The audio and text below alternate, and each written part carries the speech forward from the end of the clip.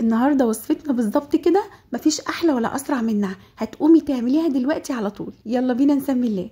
اول حاجه نص كيلو دقيق، عليه معلقه صغيره بيكنج باودر، معلقه كبيره سكر، والبيضه بتاعتي بربها كده بالشوكه. باخد بالظبط كده 3/4 البيضه وبسيب الربع عندي في الطبق بتاعي، وهقول لك ليه.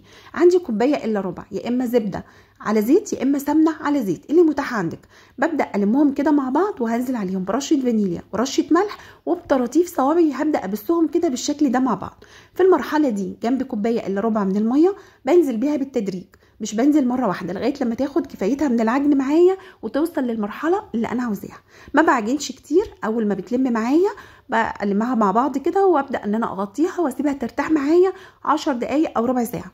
بعد كده بيبقى جنبي العجوه بتاعتي، قالب عجوه عادي خالص، بحط عليه معلقه صغيره قرفه ومعلقه سمنه، وابدا ان انا المهم في بعض واكورهم كور صغيره زي اللي انتوا شايفينها دي. علشان النهارده انا هعمل قراقيش سهله كده وبسيطه وسريعه، بس هعملها صغيره كده تقدميها مع فنجان قهوه مع كوبايه شاي بحليب. تجنن تجنن تجنن بجد، لازم تجربي الوصفه دي. بجيب كده قطعه من العجين صغيره، برقها من الاطراف ومن النص بخليها محمله عشان هيبقى جواها العجوه، وابدا الم عليها العجوه بالشكل ده كده، وارصها عندي في صينيه مدهونه زيت لغايه لما اخلص الكميه بتاعتي كلها. بطلع عندي كميه حلوه قوي قوي قوي، طعمها تحفه. مش قادره اوصفلك على حلاوه القراقيش دي. تعمليها في 10 دقايق من غير بقى تخمير ومن غير بقى خميره، وهسيبها بقى في الجو وهو ساقع تقعد معايا نص ساعه وساعه. لا، ساعات بنبقى عايزين حاجه سريعه نقدمها مع كوبايه قهوه مع كوبايه شاي بحليب.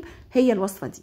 باقي البيضه بقى لازم نوفر، مش هنخلص البيضه كلها معلش. احنا لازم نعمل توفير شويه. بدل ما هستخدم بيضه تانية عشان المع الوش، لا، انا سبت كده معلقه من البيضه، وهحط عليها معلقتين من الحليب ورشه فانيليا، وهبدا ان انا ادهن وش القراقيش بتاعتي. حابه تحطي بقى سمسم، حبه البركه اللي نفسك فيه، حابه تسيبيها كده خالص مفيش اي مشكله. وكمان ممكن تحشيها بالجبنه كمان لو انت حابه. بعد كده بدخلها فرن على درجة حرارة 180، بتاخد معايا من 20 ل 25 دقيقة، بتطلع بالشكل التحفة اللي انتوا شايفينه ده. احلى شوية قراقيش تجنن. يعني اسرع حاجة تعمليها بقى، جايلك ضيوف، جنب فنجان قهوة، جنب كوباية شاي بحليب للولاد قبل ما يمشوا على المدرسة كده، فطار سريع تحفة وتجنن. الحشوة جواها دايبة دوبان، وهي اصلا يعني بتتكلم عن نفسها. جربيها ومستنية رأيك في التعليقات. ولو عجبك الفيديو ما تنسيش تنزلي في الكومنتات تصلي على الرسول عليه الصلاة